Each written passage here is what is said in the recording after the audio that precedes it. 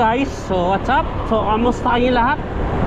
So ito panibagong deliver na naman tayo. Panibagong yugto ng ating kwento. So ito na naman tayo guys. So andami tayo pupuntang drop off.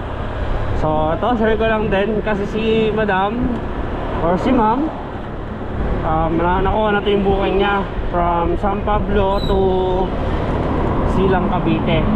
So ngayon yung order niya kasi parang sobrang rush na siya. So siyempre sa atin naman kailangan din natin ng booking. So kailangan natin mag double book. Ngayon ang problema kasi nito, San Pablo to Silang almost 1 hour to 2 hours yung biyahe.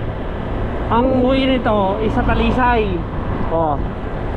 Shoutout sa mga nakakaalam ng daan yung Sungay Road, Talisay Road papuntang Tagaytay. So siyempre yung nakakaalam dyan, alam naman natin na sobrang tarik talaga ng daan doon.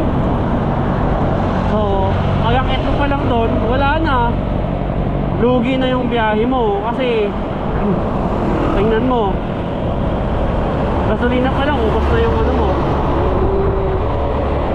sobrang daanan, sobrang tarik ng daan. Eh sabi ni ma'am, mag-a-add na lang daw siya kasi kailangan daw niya, kasi yung may padala yung item, kailangan 3 PM is nandun na dapat. So siyempre kung iikot pa kasi ako ng Calamba, sobrang layo na kasi noon.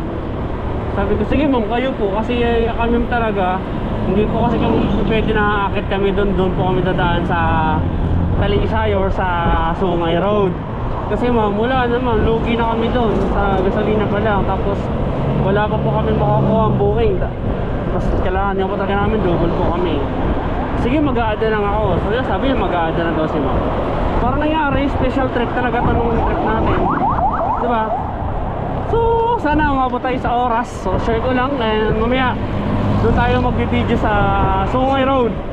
So titingnan natin kung makikita nyo ngayon pala, kung makikita nyo kung gaano katarik yung daan doon. Okay? So let's go!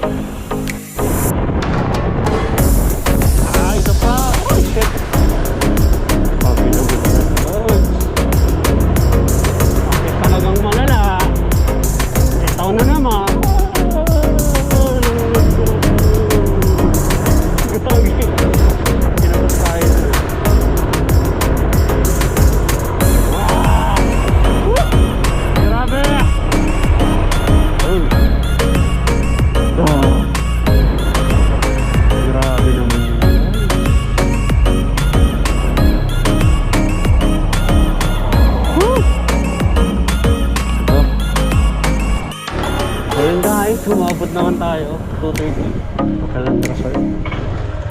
Where's yung gawin? Pasok na tayo. Nakabot tayo 2:30. Yan o, 2:33. Ha! Late tayo 3 minutes. Pero all good pa rin kasi 3 PM yung yung usapan.